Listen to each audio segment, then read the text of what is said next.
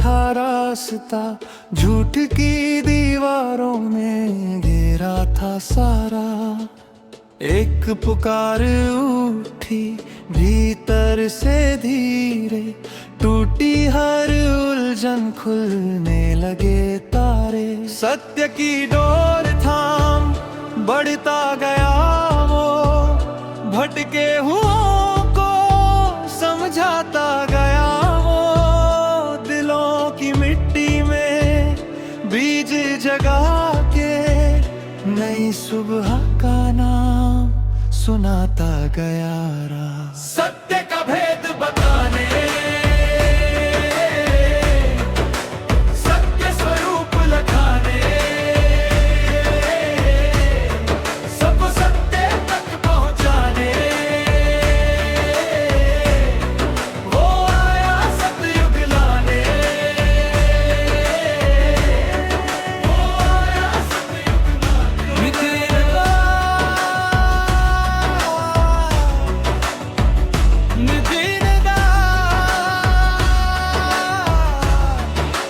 जहाँ जहाँ दर्द था वही दवा दी, सुने हुए घर को फिर से हवा दी। झुके हुए माथे उठने लगे थे, सच की रोशनी में जगने लगे थे। झूठ के पर्दे सारे हजाए, प्रेम और करुणा के दीप जलाए।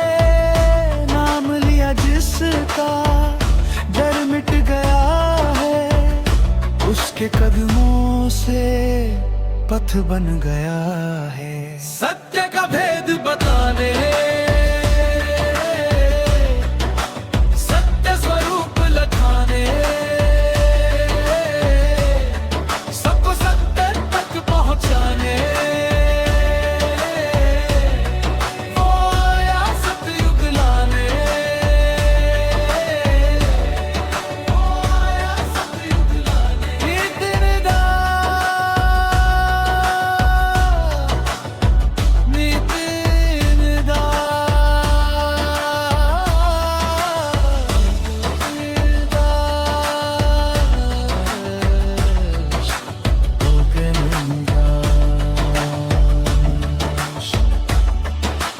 एक ही ध्वनि, एक ही संदेश, सत्य बिना सब लगता है शेष।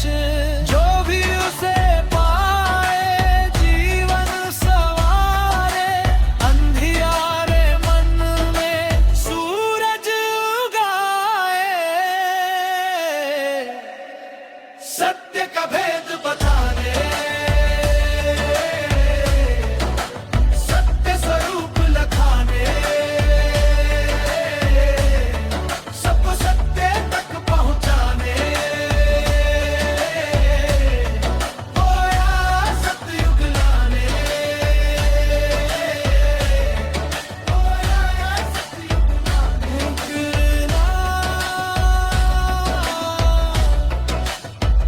नितिन दास, नितिन दास।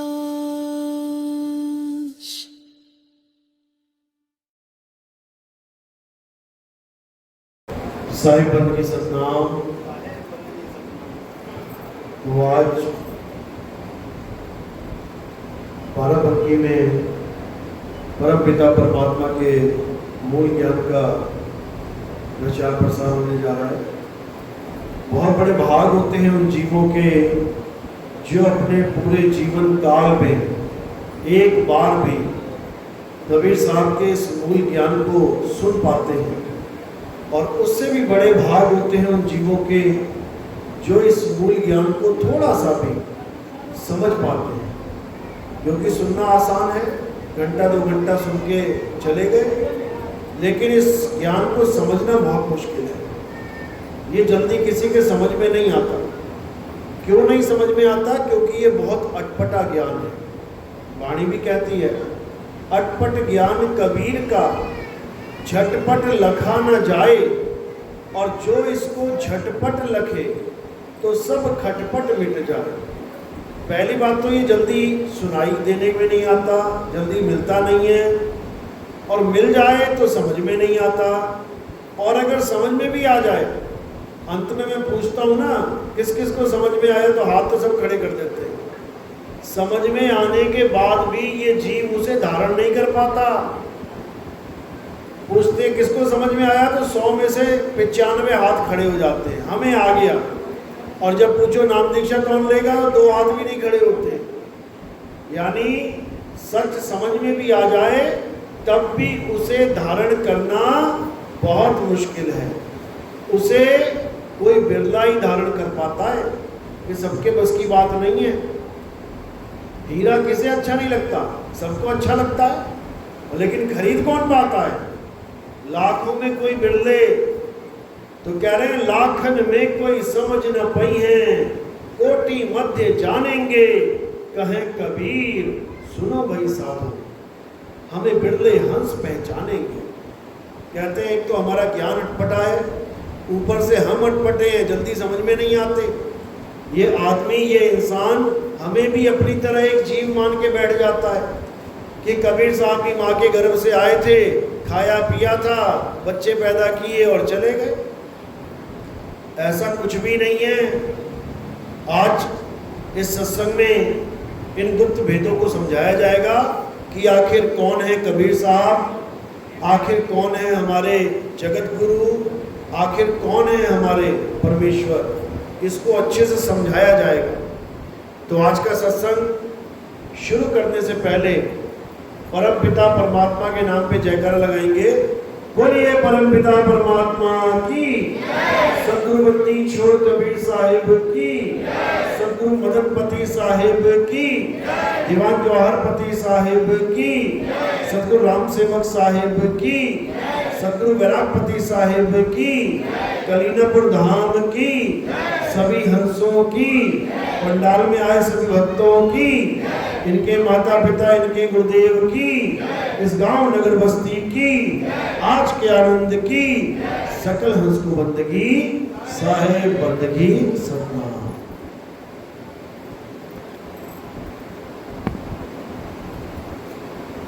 तो कबीर साहब जिसे सब एक आम इंसान समझते हैं, कोई कवि था, कविताएं लिख के चला गया, कोई उसे समाज सुधारक समझते हैं। अरे समाज सुधारक थे वो, कुरीतियों के विरोध में बहुत कुछ बोलते थे। कोई उन्हें धर्म प्रचारक समझता है, अरे वो तो पंथ चलाने के लिए आए थे, जैसे बाकी पंथ चल रहे वैसे कबीर पंथ चला के चलेंगे। लोग उन्हें समझ ही नहीं पाते हैं कि आखिर कबीर साहब हैं कौन। उन्हें कोई बिरला ही जान पाता है। कहते कहें कबीर सुनो भाई साधो, हमें बिरले हंस पहचानेंगे। कबीर साहब कौन है? कबीर साहब वो शख्स हैं जो इस संसार में हमें काल के जाल से छुड़ाने के लिए आते हैं, हमें काल के जाल से बचाने के लिए आते हैं। और ये काल कौन है?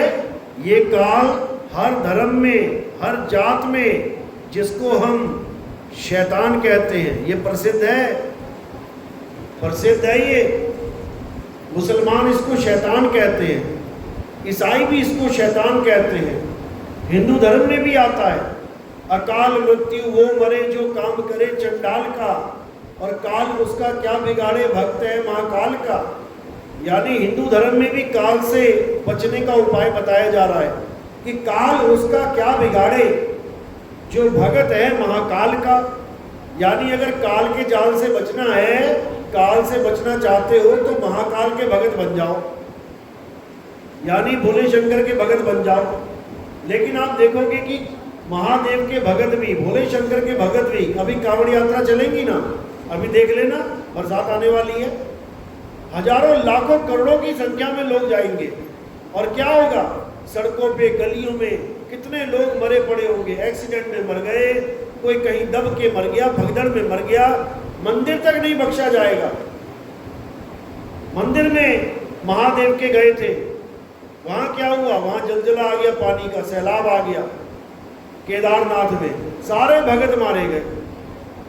तो ये काल कौन है जो महादेव के भक्तों को भी नहीं छोड़ रहा, विष्णु जी के भक्तों को नहीं छोड़ रहा? अभी वृंदावन में राधे राधे राधे करते एक नाव बेचारी डूब गई, किसी को नहीं छोड़ रहा। चक्कर क्या है? कैसे बचेंगे हम लोग? जब तक ये समझ में नहीं आ गया तब तक ये काल का दाव लगता ही रहेगा। मुसलमानों में भी इसका पूरा बोलबाला है कि शैतान किसी को नहीं छोड़ता, ईसाइयों में भी इसका बोलबाला है, सिखों में भी इस काल के बारे में जानकारी दी गई है कि इस काल से बचना है तो गुरु की शरण में जाओ। अब कौन से गुरु की शरण में जाएं? गुरु तो लाखों करोड़ों बने बैठे हैं। किस गुरु की शरण में जाएं जो ये काल हमें छोड़ दे? वो एक ही गुरु है भाई। वो गुरु कौन है? वाणी क्या कहती है? कहते हैं बहुत गुरु संसार में और कोई न लागे तीर, सभी गुरु बह जाएंगे, जागृत गुरु कबीर। यानी संसार में हजारों लाखों करोड़ों गुरु बने बैठे हैं, लेकिन कह रहे हैं सब बह जाएंगे। कहाँ बह जाएंगे? 84 की धारा में बह जाएंगे। ये सब इस संसार सागर में बह जाएंगे, ढूंढे नहीं मिलेंगे, कहाँ चले गए? जागृत गुरु कबीर। केवल कबीर साहब एक ऐसे गुरु हैं जो इस भवसागर में बार बार आएंगे, आते हैं, हमें जगाते हैं और इस भवसागर से पार ले जाते हैं। सतयुग में सतसुकृत नाम से आते हैं, त्रेता में मुनिंद्र नाम से, द्वापर में करुणामय नाम से और कलयुग में कबीर नाम से।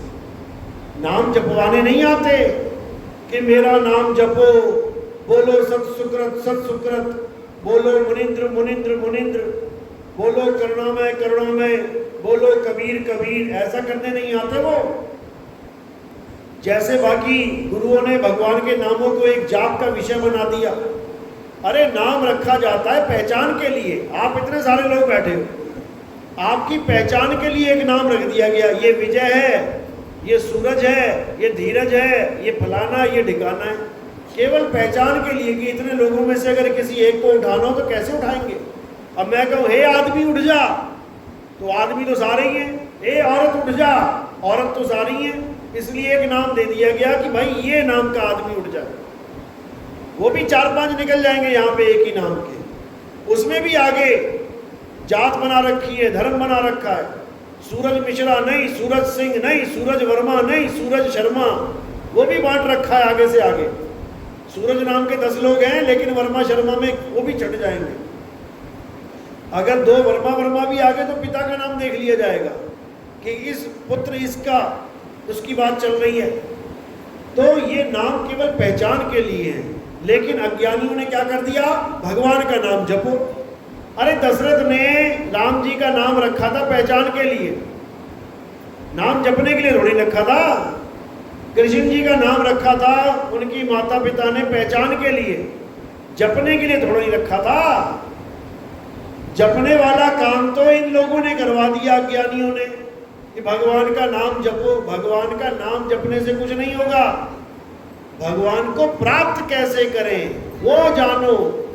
पानी का नाम रखा है पानी, केवल पहचान देने के लिए कि तुम्हें क्या चाहिए। मुझे पानी चाहिए, तो पहचान में आ गया क्या चाहिए इसे, पानी चाहिए। अरे भाई क्यों रो रहा है, इसको क्या चाहिए, खिलौना चाहिए। मुझे कार चाहिए, समझ में आ गया क्यों रो रहा है। अब कार की जगह तुम साइकिल लेके जाओगे खिलौने की, या कार की जगह चम्मच पकड़ाओगे उसे, वो ना चुप होने वाला। उसने नाम बता दिया कि मुझे कार चाहिए, अब कार वाला खिलौना लेके जाओगे तो चुप होगा। अब इसका मतलब ये थोड़ी नहीं उसे कार चाहिए तो वो रो के जपने लग जाए, car car car car car, आ जाएगी कार। ऐसे नहीं होता। लेकिन इन अज्ञानियों ने क्या किया, जो गुरु बन बैठे हैं, इन्होंने तुम्हें भगवान को पाने की जगह भगवान का नाम जपवाने में लगा दिया। इसीलिए कबीर साहब को इस संसार में आना पड़ा, नहीं तो कोई जरूरत नहीं उनके आने की। भगवान का नाम ही जपना है तो कबीर साहब यहाँ आके क्या करेंगे? कबीर साहब के आने से पहले से ही नाम जपे जा रहे हैं, वो आके क्या करेंगे? वो 2-4 और नाम जपवाएंगे तुम्हें? बिल्कुल नहीं। कबीर साहब तो यहाँ आते हैं नाम छुड़वाने के लिए, जपवाने के लिए नहीं। क्या कह रहे हैं कबीर साहब? देखो माला फेरते थे लोग, कबीर साहब ने क्या बोला? कह रहे माला तो कर में फिरे और जीभ फिरे मुख माही, ये मनवा दसों दिशी फिरे, ये तो सिमरन नाही। तो क्या किया? माला फेरने को बोला क्या? आज कबीर पंथ में ही माला फेरी जा रही है। बताओ, जो मना करके चला गया कि माला मत फेरो, उसी के पंथ में माला फेरवाई जा रही है। अब इससे ज्यादा बेवकूफी क्या हो सकती है? कहते माला फेरत जुग भया। ये दो चार माला की बात नहीं कर रहे हैं कि तुमने माला फेर के बहुत बड़ा काम कर दिया। कह रहे जुग भया, एक जुग तक माला फेरते रहो। चाहे माला फेरत जुग भया और मिटाना मन का फेर। अरे कर का मन का फेंक के मन का फेर। तो माला फिरवाने थोड़ी नहीं आए हैं, माला छुड़वाने आए हैं। भगवान के नाम रटवाने नहीं आए, भगवान के नाम छुड़वाने आए हैं। क्या कह रहे हैं? कहते माला फेरू ना हरि भजू और मुख से कहूं ना राम। अरे मेरा हरि मुझे भजे और मैं पाऊं विश्राम। कहते मेरा हरि मुझे भजे, ऐसी विधि बता, ऐसी विधि बता जो मेरा परमात्मा मेरा ध्यान करे, मेरी रक्षा करे, मेरे बारे में सोचे। ऐसा परमात्मा नहीं चाहिए जिसको खिला भी तुम रहे हो, पिला भी तुम रहे हो, टहला भी तुम रहे हो, सुला भी तुम रहे हो। बताओ, वहां तो तुम चिंता कर रहे हो परमात्मा की, तुम उसकी देख रेख कर रहे हो। अरे हमें ऐसा परमात्मा चाहिए जो हमारी देख रेख करे। मेरा हरि मुझे भजे। जैसे गाय को पकड़ना है तो क्या करना है? गाय के बछड़े को पकड़ के ले जाओ साइकिल पे बैठा के छोटे से, और पीछे पीछे पीछे पीछे गाय अपने आप आ जाएगी। तो गाय क्या कर रही है? अपने बच्चे को भज रही है। इसी प्रकार कबीर साहब समझा रहे हैं, अरे भला हुआ मेरी माला टूटी, मैं राम भजन से छूटी और मेरे सिर से टली भला। जिस राम राम राम को तुम कह रहे हो कि तुम्हारी मुक्ति हो जाएगी इससे, वो कह रहे हैं ये राम का नाम भला बन गया था मेरे लिए। कारण क्या है? क्योंकि वो राम का नाम राम तक पहुंचा नहीं रहा था और मैं उसमें लग गया। तो इसका मतलब अब राम से कभी मिल नहीं पाऊंगा। जैसे पानी का नाम जपने से तुम पानी तक पहुंच नहीं सकते, बैठे रहो जपते रहो, पानी का नाम पानी तक पहुंचा नहीं सकता। तो इसी प्रकार पानी का नाम क्या बन गया मेरे लिए? भला बन गया। अगर मैंने पानी का नाम जपने में विश्वास रख लिया कि पानी पानी जप के मुझे पानी मिल जाएगा, तो भला है मेरे लिए। तो क्या करना है? भला हुआ मेरी माला टूटी, मैं राम भजन से छूटी, यानी मैं नाम जाप से छूट गई। अब छूट तो गई, तो किया क्या? तो कहते हैं सोई गुरु पूरा कहावे, जो दो अक्षर का भेद बतावे, एक छुड़ावे। ये राम राम, अल्लाह अल्लाह, वाहिगुरु वाहिगुरु, गॉड गॉड, राधे राधे, हरे कृष्णा हरे रामा, कबीर कबीर, सतनाम सतनाम, ये सारे नाम जितने भी दुनिया भर के ये लेके बैठा है इंसान। एक छुड़ावे एक लखावे, तब प्राणी निज घर को जावे। कहते हैं ये नाम छुड़वा के तत्व ज्ञान करवा दे, वस्तु का ज्ञान करवा दे, केवल वही सच्चा गुरु है। अन्यथा तुम्हें मंत्रों के जाप में फंसा के ये खुद तो चले जाएंगे 84 में और तुम्हारा रास्ता भी खोल देंगे 84। इसलिए साहिब ने कहा कि परमात्मा कहीं दूर नहीं, परमात्मा तुम्हारे पास है। उसको जपने की नहीं, उसको ढूंढने की कोशिश करो, ढूंढो उसे। अरे मोको कहां ढूंढे रे बंदे, मैं तो तेरे पास में, मैं बिल्कुल पास में हूं। लेकिन गलती तू क्या कर रहा है? तू ढूंढने की जगह जपने में लग गया। इसीलिए अब मैं नहीं मिलूंगा, नहीं मिलूंगा। तो कह रहे ना मंदिर में नहीं मिलूंगा, ना मंदिर में, ना मस्जिद में भी नहीं मिलूंगा। ना काबे कैलाश में, काबा कैलाश में भी नहीं मिलूंगा, ना मैं जप में, ना मैं तप में, इन जप और तप से नहीं मिलूंगा, नहीं मिलूंगा इस जप और तप से। तो क्या करना है? जप और तप को त्याग देना है। कोई नाम जाप नहीं करना, कोई तपस्या नहीं करना, कोई आंखें बंद करके मेडिटेशन नहीं करना, कोई अष्टांग योग सिद्ध नहीं हो जाना, नहीं तो दिक्कत में आ जाओगे अंत समय में। तो कह रहे हैं ना मंदिर में, ना मस्जिद में, ना काबे कैलाश में, ना मैं जप में, ना मैं तप में, ना एकांत निवास में, खोजी होए। क्या करने को बोल रहे हैं? खोजने को। खोजी होए तुरंत मिल जाऊं एक पल की तलाश में, और कहे कबीर सुनो भाई साधो मैं तो हूं विश्वास में। एक पल में पता लग जाएगा तुम्हें परमात्मा कहां पे है, 2 पल भी नहीं लगेंगे, एक पल में ज्ञान हो जाएगा परमात्मा कहां पे है। उसके बाद क्या करना है? उसके बाद गुरु से विधि पूछनी है कि गुरुजी पता तो चल गया कि परमात्मा कहां है, और एक पल में पता लग गया, अब उसको प्राप्त कैसे करें? अब गुरु विधि बताएगा, और उस विधि का नाम क्या है? उस विधि का नाम है विहंगम चाल। ये जप तप पूजा पाठ हवन यज्ञ नहीं, ये नहीं है वो विधि। वो विधि क्या है? विहंगम चाल है, जिसके लिए कबीर साहब ने, जिसके लिए गरीबदास जी ने कलम तोड़ वाणियां लिख रखी हैं।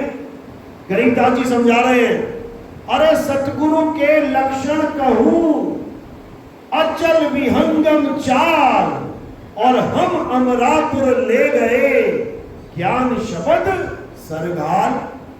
कहते सतगुरु वो होता है जो विहंगम चाल बता दे।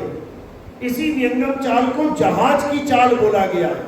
जहाज एक जगह से उड़ा और दूसरी जगह पर पहुंच गया, बीच में कहीं रुकने की जरूरत नहीं है, बीच में कोई रुकावट नहीं है, इसी को विहंगम चाल कहते हैं। तो यही नानक साहब ने समझाया, नानक नाम जहाज है और चढ़े सो उतरे पार। नानक नाम मंत्र नहीं है कि जपे सो उतरे पार, वो कह रहे हैं नानक नाम जहाज है और चढ़े सो उतरे पार। जहाज पे चढ़ के हमें कौन सी चाल मिलती है? विहंगम चाल मिल जाती है। यहां से चले और सीधे अपने धाम पहुंच गए। यही कबीर साहब समझा रहे हैं, कह रहे शब्द विहंगम चाल हमारी, कहे कबीर सतगुरदई तारी, खुले कपाट शब्द झनकारी, और पिंड अंड के पार सो देश हमारा है, कर नैनो दीदार महल में प्यारा है। बताओ, कोई कमी नहीं छोड़ रहे बताने में, कोई कमी नहीं छोड़ रहे समझाने में, लेकिन ये जीव जप तप पूजा पाठ हवन यज्ञ नित्यनेम परिक्रमा इनसे पार ही नहीं पा रहा है, इसको त्याग ही नहीं पा रहा है। ये बिल्कुल वैसा समझो जैसे छोटे बच्चे को तुमने किताब पढ़ाई, का से कबूतर, खा से खरगोश, गा से गमला, इतना प्यार कर बैठा उस किताब से, कहता मैंने आगे पढ़ना ही नहीं है, मैंने यहीं तक रहना है, का से कबूतर, खा से खरगोश, गा से गमला, मैं यहीं तक पढ़ना चाहता हूँ। यहीं तक पढ़ना चाहता है, अच्छी बात है, लेकिन जब नौकरी ढूंढने जाएगा और वहां तेरा इंटरव्यू होगा तो उससे पूछा जाएगा क्या ज्ञान है तेरे पास, बोल, और तू बोलेगा का से कबूतर, गा से गमला, घा से खरगोश, तो तुझे नौकरी नहीं मिलेगी, बल्कि तुझे क्या कहा जाएगा कि वो रहा दा से दरवाजा और दा से निकल यहां से, तेरे बस की बात नहीं है। वहां पर तुम पढ़े लिखे अनपढ़ नहीं रहे, याद रखना, अंगूठा छाप नहीं हो। जिसने का से कबूतर, खा से खरगोश भी पढ़ लिया वो अंगूठा छाप नहीं रहेगा सारी उम्र, क्योंकि वो लिखना जान जाएगा। गुरु ने लिखना तो सिखा दिया अपना नाम, लेकिन नौकरी नहीं दिलवा पाएगा वो गुरु। अंगूठा छाप बनने से तो बच गए, नहीं तो क्या करते, अंगूठा लगाते फिरते हर जगह। अब नाम लिखना तो आ गया पहली कक्षा में, पहली क्लास में, लेकिन इतना बड़ा ज्ञान भी नहीं आ गया कि नौकरी कर पाओ। तो शुरुआत बहुत अच्छी है। मंदिर जाओ, मस्जिद जाओ, गुरुद्वारे जाओ, चर्च जाओ, बुद्ध जी के मंदिर है वहां जाओ, जैन जी के मंदिर है वहां जाओ, अरे किसी का मंदिर है वहां जाओ। शुरुआत बहुत अच्छी है, लेकिन अंत मंदिर में नहीं होना चाहिए। याद रखो, मंदिर में भगवान नहीं है। भगवान कहाँ है? भगवान तेरे अंदर है। पुरानी फिल्में आती थी बहुत पहले, बचपन में, पुराना मंदिर। अब देखने जाओ तो मंदिर में कौन रहता है? भगवान। और फिल्म देखने जाओ तो मंदिर में कौन था? शैतान। वो प्रेत, बड़े बड़े भूत मंदिरों में दबा रखे उन्होंने। बताओ, मंदिर भगवान का घर होता तो वहां भूत का डेरा कैसे बनेगा? ये गुरबाणी तक में बोला गया है कि अंत काले जो मंदिर सिमरे, ऐसी चिंता में देह मरे। कहते प्रेत जन्म वो वल वल उतरे, वो प्रेत योनि को प्राप्त हो जाएगा। गुरु ग्रंथ साहब में लिखा है। बताओ, हमें समझाने के लिए लिखा है। प्रेत योनि का मतलब होता है सूक्ष्म योनियां, यानी मंदिर में जाकर भी तुम परमात्मा को प्राप्त नहीं कर पाओगे। ये स्थूल देह छूट जाएगी और सूक्ष्म देह में आ जाओगे। क्या फायदा उसका? फिर भटकते फिरो इधर उधर। इसलिए परमात्मा को पाना अलग चीज है, मंदिर में पूजा पाठ करना अलग चीज है। डॉक्टर की पढ़ाई करना, इंजीनियर की पढ़ाई करना, साइंटिस्ट की पढ़ाई करना अलग चीज है, और का से कबूतर, खा से खरगोश, गा से गमला पढ़ना अलग चीज है दोनों पढ़ाई। वो भी पढ़ाई है, वो भी पढ़ाई है, लेकिन उसमें जमीन आसमान का अंतर है। इसी प्रकार मंदिर, मस्जिद, गुरुद्वारे, चर्च जाना भी एक भक्ति है, और आत्मा की साधना करना भी एक भक्ति है। दोनों भक्ति है, लेकिन दोनों में जमीन आसमान का अंतर है। जमीन आसमान का। मंदिर, मस्जिद, गुरुद्वारा, चर्च, ये भक्ति किसके अंतर्गत आती है? पवित्र ज्ञान के। ये पवित्र ज्ञान है। और आत्मा की साधना, आत्म साधना, वो मूल ज्ञान है। इसीलिए कबीर साहब ने धर्मदास जी को समझाया था 600 साल पहले। क्या कहते हैं? धर्मदास मेरी लाख दुहाई, मूल ज्ञान बाहर ना जाई। पवित्र ज्ञान तुम जग में भाखो, मूल ज्ञान गुप्त कर राखो। मूल ज्ञान बाहर जो परही, पिछली पीढ़ी हंस न तरही। मूल ज्ञान तब लग छुपाई, जब लग द्वादश पंथ न मिट जाए। कहते हैं हे धर्मदास, तुम पवित्र ज्ञान तो खूब भागो। पवित्र ज्ञान में क्या आता है? अनुराग सागर की कथा आती है। उसमें एक सत्पुरुष है, वो क्या करता है? वो 16 पुत्र पैदा कर देता है, फिर अक्षर पुरुष और काल भगवान को पैदा कर देता है, फिर अष्टांगी को पैदा कर देता है। काल भगवान और अष्टांगी कहते हैं वहां से छोड़ के, सतलोक से छोड़ के अपनी एक अलग दुनिया बनाने आ जाते हैं। ये काल और अष्टांगी कौन है? अष्टांगी को तो आप जानते ही हो, दुर्गा माता बोलते हैं। अब ये काल कौन है? ये अलख निरंजन है। नाम सबने सुना होगा। किस किसने सुना है जिंदगी में अपने? अलख निरंजन किस किसने सुना है? नाम हाथ खड़ा करो ईमानदारी से। अलख निरंजन। जिसने हाथ नहीं खड़ा किया ना, उसने भी सुना है, क्योंकि ईमानदारी रही नहीं है। आज क्या करें? तो सबने ये नाम सुना है, लेकिन ये अलख निरंजन है कौन? ये कोई नहीं जानता। किसी भी दुकान पे चले जाओ, धार्मिक पुस्तकों की दुकान पे चले जाओ, जहां पर तुम्हें हर ग्रंथ मिल जाएगा। वेद मिल जाएंगे, पुराण मिल जाएंगे, कुरान मिल जाएगी, बाइबल मिल जाएगी, हर चीज मिल जाएगी। बस तुम वहां एक बार कह के देख लेना कि मुझे अलख निरंजन की फोटो चाहिए। पूछना जाके, और अगर फोटो मिल गई तो मुझे दिखा देने लगे कि ये अलख निरंजन है। तुम पूरा जीवन लगा दोगे। वो एक फोटो नहीं ढूंढ सकते, तुम ढूंढ के दिखा दो, नहीं ढूंढ सकते। कोई शंकर जी की फोटो लाएगा, कहेगा ये है अलख निरंजन, नहीं है। शंकर जी तो अलख निरंजन के ध्यान में लीन है। ये जो युगों युगों के ध्यान है शंकर जी के, किसका ध्यान कर रहे हैं? अलख निरंजन का। कोई ब्रह्मा जी की, विष्णु जी की फोटो ले आएगा, कहेगा ये अलख निरंजन, अरे वो ध्यान कर रहे हैं अलख निरंजन का। कोई गोरखनाथ की फोटो ले आएगा, कहेगा ये अलख निरंजन, अरे वो उसका नाम जप रहा है, गांव गांव जाके कहता है अलख निरंजन। उसका नाम नहीं है, उसके भगवान का नाम है, जिसको वो पूज रहा है। ये कौन है अलख निरंजन? ये तीन लोक का मालिक है। ये धरती, आसमान, पाताल, ये तीन लोक किसने बनाए हैं? अलख निरंजन ने। इसीलिए कबीर साहब ने वाणी बोली, तीन लोक एक जेल है, पाप पुण्य दो जाल, और सारा जग भोजन बना, खाने वाला काल।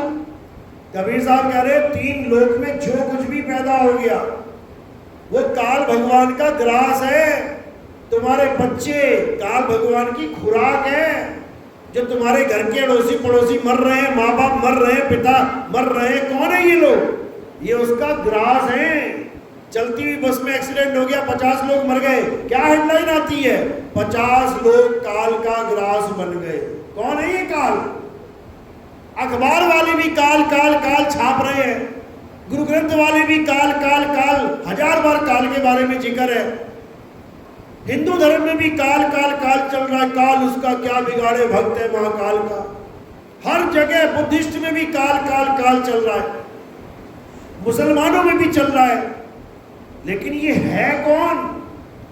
कोई नहीं जानता। ये कबीर साहब ने समझाया हमें कि आखिर ये है कौन।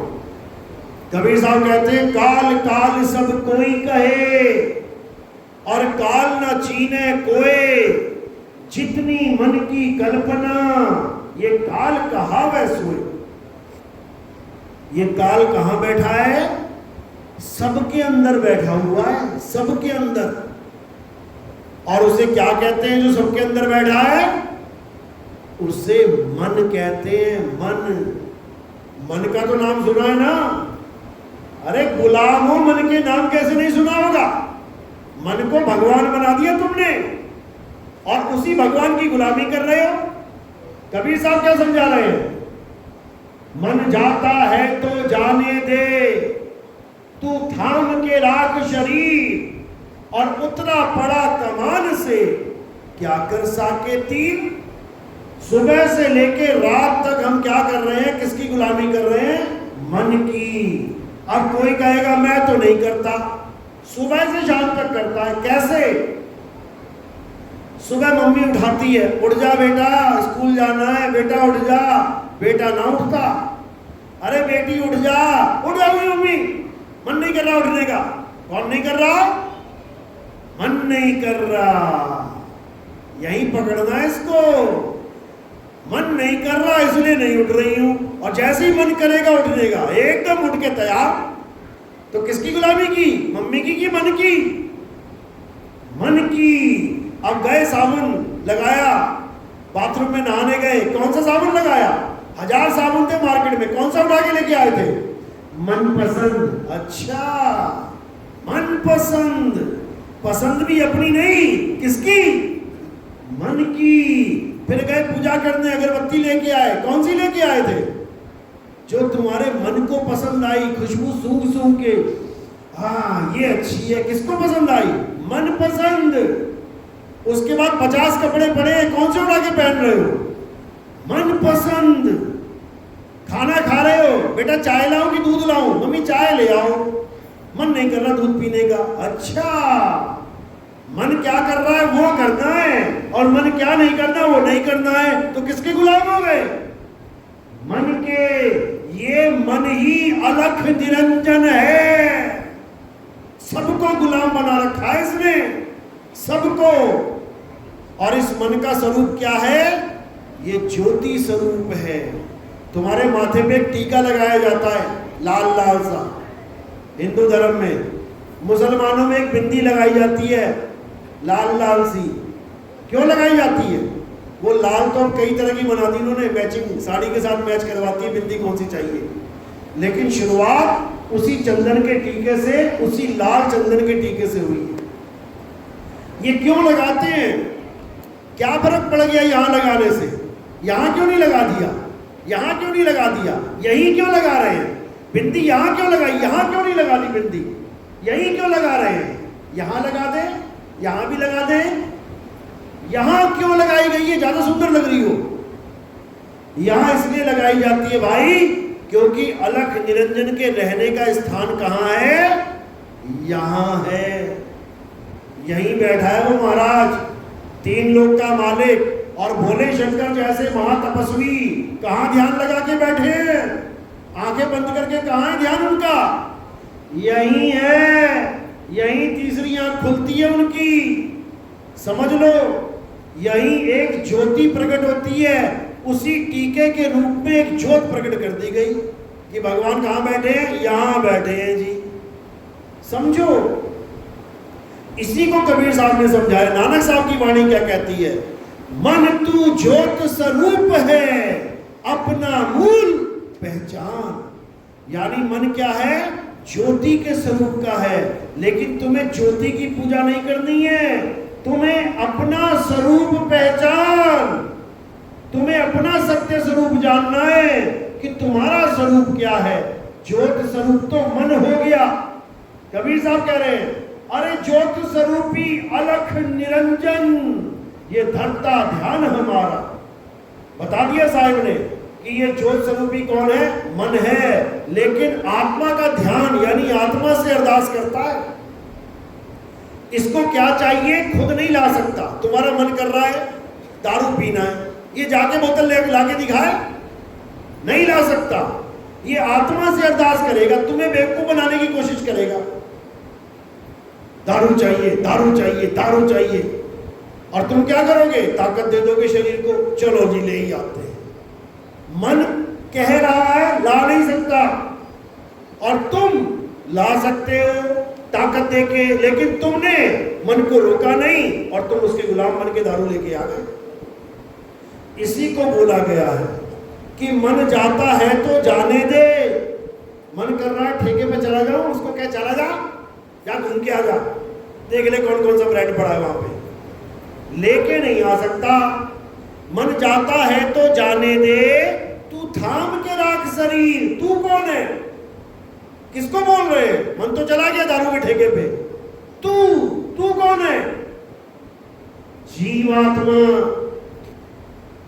ये जीवात्मा को संकेत दिया जा रहा है कि मन के कहे मत चली जाना, कर्म बन जाएगा। तो क्या कह रहे हैं? मन के हारे हार है और मन के जीते जीत। और कहे कबीर गुरु पाइए मन ही के प्रतीत। कह रहे अगर मन के द्वारा कोई गलत काम करवाया मन ने और तुमने कर लिया तो तुम हार गए। और अगर मन कह रहा है कि दारू पीनी है, बीड़ी पीनी है, जर्दा खाना, और तुमने कहा चुप करके बैठ जा, ये न जाने देता मैं इस मुंह में, तो मन हार जाएगा। बिल्कुल इसी प्रकार जब अंत समय आता है, मृत्यु आती है, तो मन अपने सारे दाव लगा देता है। मन तुम्हें डराएगा, अब तू मर गया, अब तू नहीं बचेगा बेटा, अब तेरी हालत खराब होगी, अब तुझे ऐसा होगा, अब तुझे वैसा होगा। और ये जीव क्या करता है? डर के मारे इच्छा कर लेता है जीने की। नहीं, मैं मरना नहीं चाहता, डॉक्टर साहब मुझे बचा लो, पापा मुझे बचा लो, मम्मी मुझे बचा लो, मैं मरना नहीं चाहता। अरे मूर्ख, तू मर के भी नहीं मर सकता, तू अमर है। ये जीव अमर है। गाते रहे सारी उम्र, ईश्वर अंश जीव अविनाशी। अविनाशी क्या होता है? जो कभी नहीं मरता, जिसका कभी नाश नहीं होता है। अविनाशी को ये मन रुला रहा है, मरने से डरा रहा है। अविनाशी कभी मर ही नहीं सकता, और जो कभी मर नहीं सकता वो मरने से डरता है। यही मन का दाव है। दोबारा पैदा करने का फार्मूला ही यही है कि तुम्हें मैं डरा दूं और तुम डर के मारे दोबारा जीने की आस कर लो, और दोबारा जीने के लिए तुम्हें दोबारा शरीर धारण करना पड़ेगा। फंस गए ना मन के चक्कर में। बस इसी को समझना है, इसी को समझना है। कबीर साहब यहां कोई नाम जपवाने नहीं आते। यहां बड़े बड़े बाबा डर के मारे हालत खराब हो जाती है मौत के वक्त, सारे मंत्र बंत्र भूल जाते, डॉक्टरों के चक्कर लगाते हैं। यहां कबीर साहब कोई मंत्र जपवाने नहीं आते। यहां कबीर साहब मरने की कला सिखाने आते हैं कि आखिर मरना कैसे है, क्योंकि सबने मरना है, सबने मरना है, एक भी ऐसा नहीं है जो नहीं मरेगा। तो साहिब क्या कहते हैं कि इससे पहले कि मौत आ जाए तुम क्या करो, तुम मरने की कला सीख लो। मरने की कला का मतलब ये नहीं कि तुमने मरना कैसे है, अरे तुम मर ही नहीं सकते, अमर हो, तो कौन सी कला सीखनी है? शरीर छोड़ने की कला। जैसे ये शरीर पकड़ा हुआ है मैंने, किसने पकड़ा है? मैंने। अब छोड़ना कैसे है? ये गया, अब गिरा कौन? शरीर, और जिसने पकड़ा था वो वही है। बस इसको समझना है।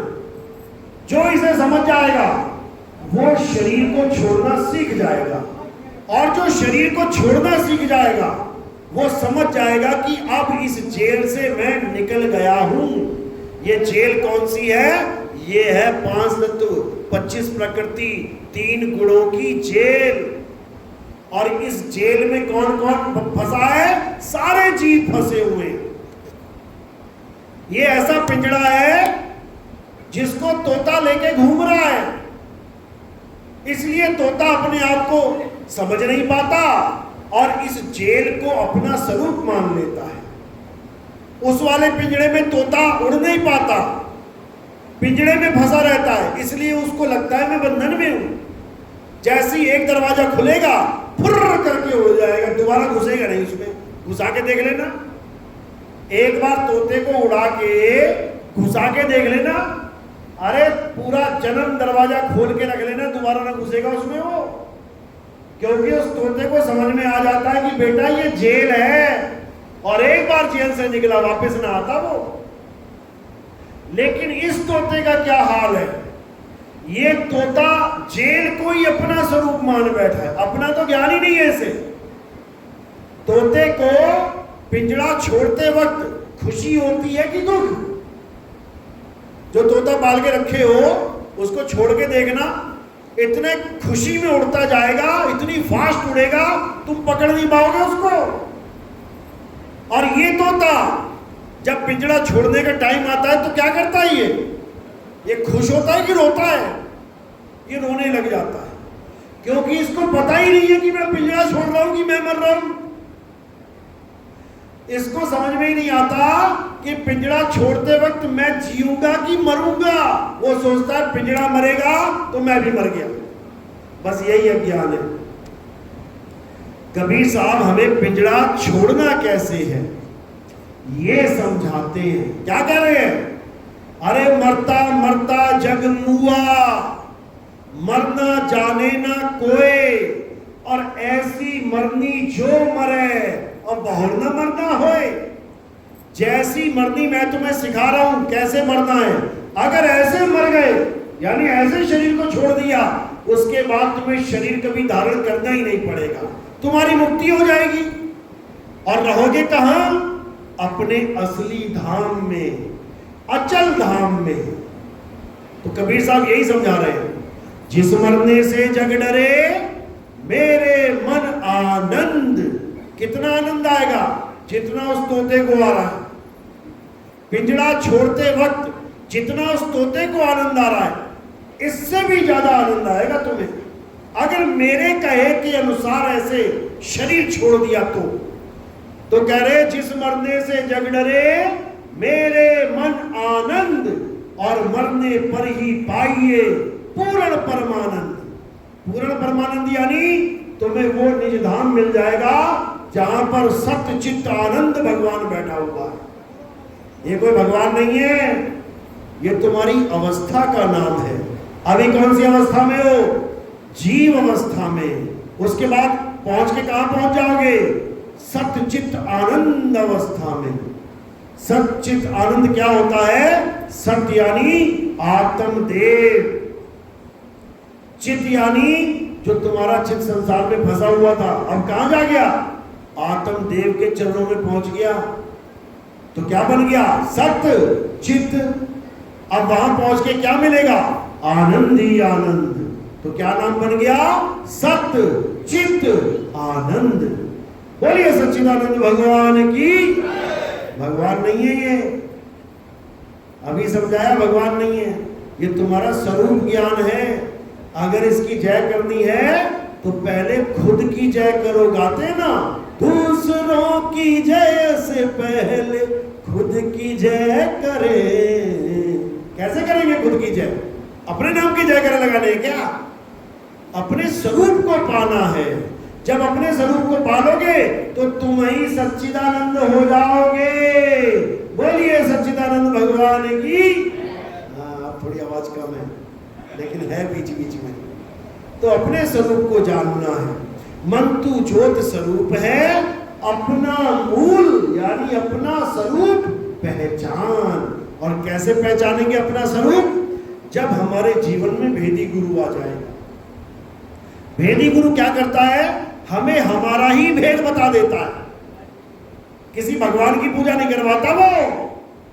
भगवान की पूजा तो हम करते ही आ रहे हैं, हमें गुरु की क्या जरूरत? लेकिन राम जी और कृष्ण जी ने भी गुरु धारण किया, तो हम क्यों ना करें? लेकिन अगर गुरु मंत्र देगा तो हम क्यों करें? मंत्र तो हमें भी पता है। कहो गुरु जी से ज्यादा मंत्र जप लो तुम एक दिन में। गुरु जी 2 माला करते, तुम 8 माला कर लो, फिर कल को तुम कहोगे गुरु गुड़ रह गया, चेला शक्कर हो गया। ऐसा नहीं है। गुरु कौन है? शब्द गुरु है। चेला कौन है? सुरत धुन चेला है। शब्द गुरु सुरत धुन चेला, मिले परस्पर भया अकेला। अरे ना कोई गुरु ना कोई चेला, तो उड़ जा हंस अकेला। यानी ऐसा गुरु ज्ञान दे देता है हमें कि हमें अकेला ही कर देगा वो। जब तुम ही सच्चिदानंद हो गए तो तुम किसी और का जयकारा लगाओगे क्या? नहीं। तो गुरु क्या करता है? गुरु चेले को अपने जैसा बना लेता है। इसीलिए बोला है, गुरु को कीजिए दंडवत और कोटि कोटि प्रणाम। कीट न जाने भृंग को, गुरु कर ले आप समान। गुरु हमें अपने समान कर लेता है, हमें अपना स्वरूप दे देता है। नितिन दास यहां तुमसे कोई नाम जपवाने नहीं आया। नितिन दास यहां क्यों आया है? जो स्वरूप हमें मिला है वही स्वरूप तुम्हें लखाने आया है, तुम्हारे मंत्र छुड़वाने आया है, तुम्हारी पूजा पाठ खत्म करवाने आया है, तुम्हें आगे बढ़ाने आया है, आत्म ज्ञान तक पहुंचाने आया है। इसीलिए गीता में बार बार बोला गया, हे अर्जुन, जो अपनी आत्मा में रमण करते हैं, जो अपनी आत्मा में तृप्त हैं, जो अपनी आत्मा में संतुष्ट हैं, उनके लिए कोई धार्मिक कर्म कर्तव्य लागू ही नहीं होता। धार्मिक कर्म कर्तव्य क्या होते हैं पता है? पूजा पाठ हवन यज्ञ, ये जितनी भी परिक्रमाएं चल रही हैं, ये जितने भी यज्ञ हो रहे हैं, जितने भी मंदिर मस्जिद गुरुद्वारे बन रहे हैं, माथे टेक रहे हैं, पूजा पाठ चल रही है, यात्राएं चल रही हैं, ये सब क्या है? ये धार्मिक कर्म कर्तव्य हैं। किनके लिए? जो आत्मज्ञान को प्राप्त नहीं कर पाते उनके लिए। और जो आत्मज्ञानी गुरु की शरण में बैठ गए उनके लिए नहीं है। अध्याय 3, 11, 12, 13, 14, 15, 16, 6 श्लोक पढ़ो, क्या लिखा है उसमें? यही धार्मिक कर्म कर्तव्य बताए गए हैं कि पूजा करो, पाठ करो, हवन करो, यज्ञ करो, देवताओं को प्रसन्न करो, बचा हुआ अन्न प्रसाद के रूप में ग्रहण करो। जो ऐसा नहीं करते वो पापी जीव हैं।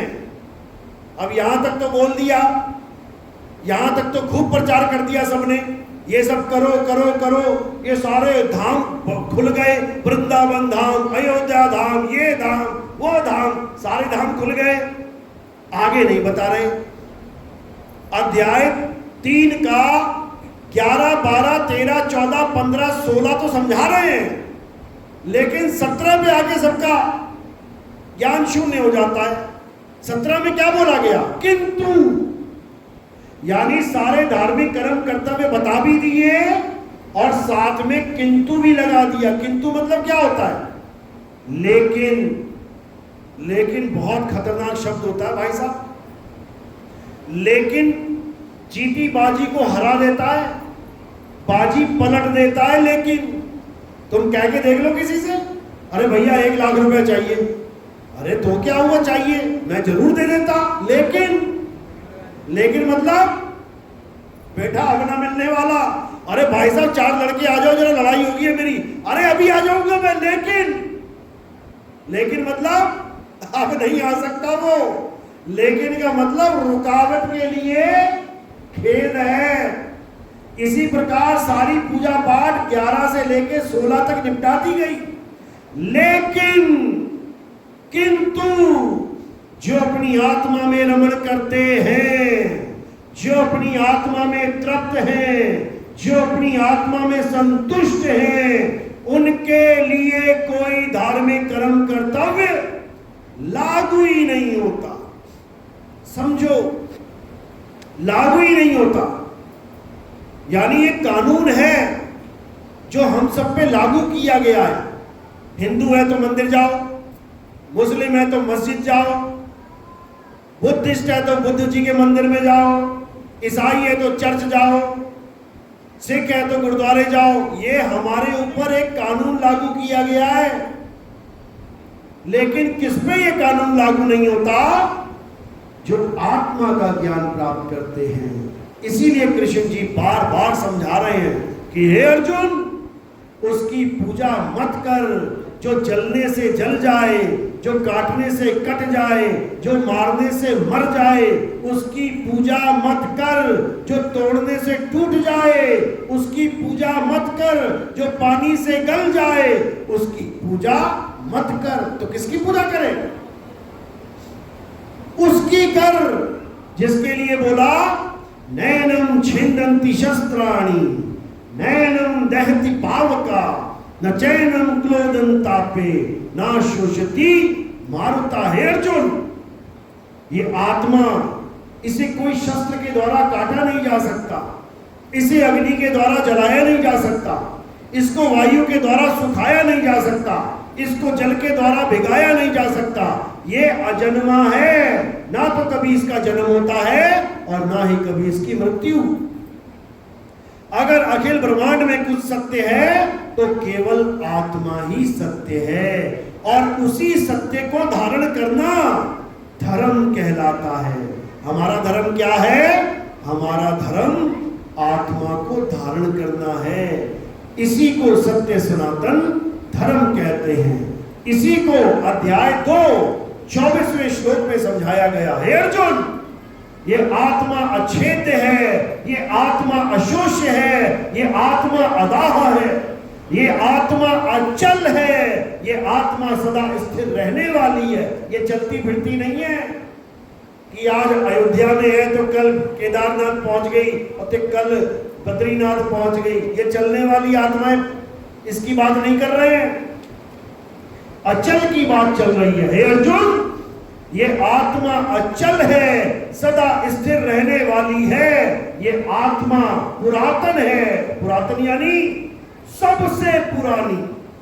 हमारा एक विभाग है पुरातत्व विभाग। वो क्या बताता है? वो पुरानी से पुरानी चीजों की उम्र बताता है। तुम कोई भी चीज ले जाओ, बस उनसे ये पूछ लो कि कितनी साल पुरानी है, खुद ही बता देंगे। कार्बन रीडिंग करके खुद ही बता देंगे इतने साल पुरानी है। तो आत्मा क्या है? पुरातन है, यानी उससे पुराना कुछ है ही नहीं। ये आत्मा ही सत्य सनातन है। तो हमारा धर्म क्या है? आत्मा ही हमारा असली धर्म है। आत्मा का ज्ञान प्राप्त करना हमारा असली धर्म है। कौन सी आत्मा का? अचल आत्मा का। और कौन प्राप्त करेगा? जीवात्मा। जीवात्मा यानी चल आत्मा, चलती है। देखो यहां बैठी है ना, अभी थोड़ी देर में घर पहुंच जाएगी। ये लहरों की तरह चलती है, लेकिन परमात्मा समुद्र की तरह अचल है। लहरें चलती हैं, समुद्र चलता है, सुना कभी? समुद्र नहीं चलता, लहरें चलती हैं, नदियां चलती है, समुद्र कभी नहीं चलता। तो समुद्र क्या है? यही सत्य सनातन धर्म है। बोलिए सत्य सनातन धर्म की सदा ही जय। तो आज का सत्संग यही समाप्त करते हैं। किसको मेरी बात समझ में आई? हाथ खड़ा करो जरा, ईमानदारी से करना, नकली वाला नहीं चाहिए। चलो, बहुत अच्छी बात है। ऐसे ही परमात्मा आपका विवेक बढ़ाता रहे, ऐसे ही मालिक आपको विवेकी बनाता रहे, ताकि जो भी ज्ञान छुपा हुआ है हमारे ग्रंथों में, वो सब आप समझ पाएं। और ये झगड़े जितने भी दुनिया भर के हमने कर रखे, भगवान के नाम पे, अल्लाह के नाम पे, वाहिगुरु के नाम पे, ये सारे झगड़े शांत हो जाएं, एक रास्ता मिले जिससे हम सब एक हो जाएं। आत्मा का ज्ञान किसी की बपौती नहीं है कि किसी एक धर्म की बपौती है, ये बिल्कुल नहीं। आत्मा का ज्ञान हम सबके लिए है। जैसे पानी हम सबके लिए है, आग हम सबके लिए है, वायु हम सबके लिए है, धरती हम सबके लिए है, आसमान हम सबके लिए है। इसी प्रकार परमात्मा हम सबके लिए है। और परमात्मा कहाँ छुपा है? परमात्मा आत्मा में वास करता है। इसीलिए इस ज्ञान को आत्म ज्ञान कहते हैं। तो हिंदू है तो हिंदू होके आत्मा को जान ले, मुसलमान है तो मुसलमान होके आत्मा को जान ले, सिख है तो सिख होके आत्मा को जान ले, ईसाई है तो ईसाई होके आत्मा को जान ले, बौद्धिस्ट है, जैन है तो बौद्धिस्ट और जैन होके आत्मा को जान ले। किसी को भी धर्म परिवर्तन करने की जरूरत नहीं पड़ेगी, क्योंकि सबके पास पहले से ही आत्मा विराजमान है, बस उसको जानने की देर है। इसीलिए बोला गया, सब घट मेरा साइया, सुनी सेज न कोय, और बलिहारी व घट की, जा घट परगट होए। तो आत्मा ना साकार है और ना ही आत्मा निराकार है। ये दो हाथों के बीच में जो निरंकारी बाबा ये जो दिखा देते हैं ना, ये परमात्मा है। ये परमात्मा परमात्मा नहीं है भाई, ये गलत फहमी में मत रहना। ये क्या है? आकाश तत्व है ये। इसी आकाश से ये चारों तत्व उत्पन्न होते हैं। इसीलिए कहते हैं कि निराकार साकार की सृष्टि करके, साकार की सृष्टि को खत्म करके वापस निराकार में मिला लेता है। ये आसमान से ही सब कुछ पैदा हो रहा है।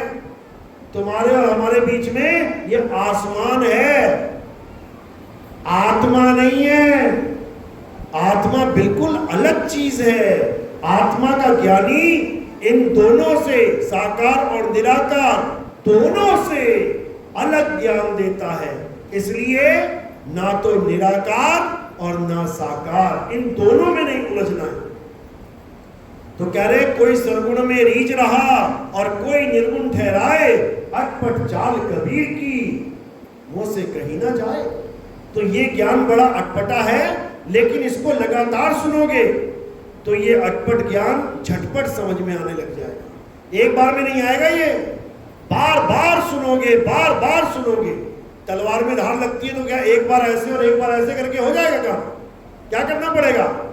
बार बार बार बार, और करते करते करते ऐसी विवेक की धार लग जाएगी, उसके बाद ये काटता छाटता जाएगा सब कुछ। कल्कि अवतार की तलवार यही विवेक है, समझ लो। बुद्धि के घोड़े विवेक की तलवार लेके आएंगे कल्कि अवतार, समझ लो। बुद्धि के घोड़े हैं वो। आज परमाणु युग में बताओ, जहां मिसाइलें चल रही हैं, परमाणु बम चल रहा, वो घोड़ा क्या करेगा? जहां मिसाइलें चल रही हैं, AK-47 चल रही है, वह तलवार क्या करेगी? बुद्धि के घोड़े विवेक की तलवार लेके आएंगे कल की अवतार, इसीलिए समझा रहा हूं मैं। चलो तो आज का सत्संग यही समाप्त करते हैं। अब आरती का समय, आरती कैसे करनी है समझ लो। हमारे यहाँ किसी फोटो की, किसी कैलेंडर की, किसी पत्थर की मूर्ति की आरती नहीं होती। हमारे यहाँ किसकी आरती होती है? हमारे यहाँ आत्मदेव की आरती होती है। हमारे यहाँ संतों को शरीर नहीं माना जाता, हमारे यहाँ संतों को आत्मा माना जाता है। इसीलिए बोला संत हमारी आत्मा, हम संतन के जीव और संतन हम में रम रहे, जीव माखन में घी। मक्खन में घी पड़ा दिखाई नहीं देता, इसी प्रकार इस काया के पास जो आत्मा है वो दिखाई नहीं देती, लेकिन तुम्हें बता देते हैं कि आरती कैसे होती है उसी आत्मा की। थोड़े से फूल उठाने हैं और मेरे सिर के ऊपर रख देने हैं। सिर के ऊपर क्यों रखते हैं? क्योंकि पैर के अंगूठे से लेके सिर की चोटी तक ये क्या दिखाई दे रहा है? नाशवान शरीर, कट जाएगा, जल जाएगा, गल जाएगा, सड़ जाएगा। हमने आरती किसकी करनी है? अविनाशी आत्मा की। तो हमने क्या किया? हमने इस काया को बाईपास कर दिया और ये फूल काया से परे आत्म देव को समर्पित कर दिया। तो ये फूल आत्म देव को समर्पित हो जाते हैं। ऐसी आरती करनी है। और कोई सेवा में, प्रचार में कोई योगदान करना चाहेगा तो क्या करना है? चरणों में ही सेवा रखनी है। जो भी आपकी इच्छा होती है आप सेवा रख सकते हैं। उस सेवा से हम क्या करते हैं? हमारा प्रोग्राम टीवी चैनल में आता है। आप सुबह सुबह साधना टीवी और ईश्वर टीवी अगर आपके घर में आता है, टीवी में आता है, तो आप 6:30-7 बजे खोल के बैठ जाएंगे तो आपको कई बाबा लोग दिखाई देने लग जाएंगे। एक बाबा आया, दूसरा बाबा आया, तीसरा बाबा आया, और क्या बताएंगे? परमात्मा को पाना है तो नाम जपो, नाम जपो, नाम जपो। जैसे ही बाबा जाएगा नाम जपो करके उतने में मैं आ जाऊंगा और मैं क्या बोलूंगा? परमात्मा को पाना है तो नाम छोड़ो, नाम छोड़ो, नाम छोड़ो और आत्मा से खुद को जोड़ो। तो जब ये बात कोई सुनता है तो खलबली मच जाती है कि नाम जपाने वाले लाखों पंथ चल रहे हैं, अरे नाम छुड़वाने वाला भी पंथ चल रहा है क्या? बिल्कुल चल रहा है, और नितिन दास चला रहा है उसको। इतनी बात बताने के लिए हमें लाखों रुपए देना पड़ता है टीवी चैनल वालों को। तो वो पैसे कहां से आते हैं? वो आप लोग की सेवा से आते हैं। ये आप लोग की सेवा है, ये आप लोग का दान है, जो बाकी जीवों तक, कोई अमेरिका में बैठा है, कोई कनाडा में बैठा है, कोई जर्मनी, जापान, फ्रांस, इटली, कहां बैठा है, केवल आप लोगों की वजह से वो ज्ञान उसके घर तक पहुंच जाता है। ये जो टीवी चैनल है 195 देशों में चलते हैं। ये मैं 16 साल से प्रचार कर रहा हूं, 2010 से। हमने आज तक कभी कोई आश्रम नहीं बनाया अपने लिए, एक कमरा तक नहीं बनाया रहने के लिए कि मैं वहां जाके रहूंगा। लगातार हमारे प्रोग्राम चलते, दिन रात हमारे प्रोग्राम चलते।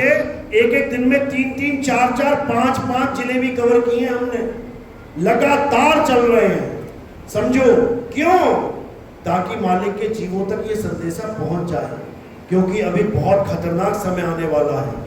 ऐसी लाशें गिरने वाली हैं, ऐसी लाशें गिरने वाली हैं कि लाश को उठाते उठाते बंदा खुद ही लाश होकर गिर जाएगा। उससे पहले ये पूरे संसार में इस ज्ञान को फैला दिया जाए, ताकि सबको पता लग जाए कि जब मेरी मौत आएगी तो मैंने करना क्या है। और जब पता चल जाए कि करना क्या है, फिर मौत का डर खत्म। इसलिए साहब ने कहा, कहे कबीर निर्भय हो हंसा। निर्भय हो जा, और उड़ना कैसे है ये जान ले तो सीधे अपने मालिक के घर तक पहुंच जाएगा। इसमें कोई धर्मों का झगड़ा ही नहीं है। मौत सबको आनी है, मौत की दवाई सब ले लो, बात खत्म। तो जो भी प्रचार में सेवा करना चाहेगा वो पैरों में रखेगा और फूल सिर पे। बोलिए परमपिता परमात्मा की सदा ही जय हो। साहिब बंदगी सब जय।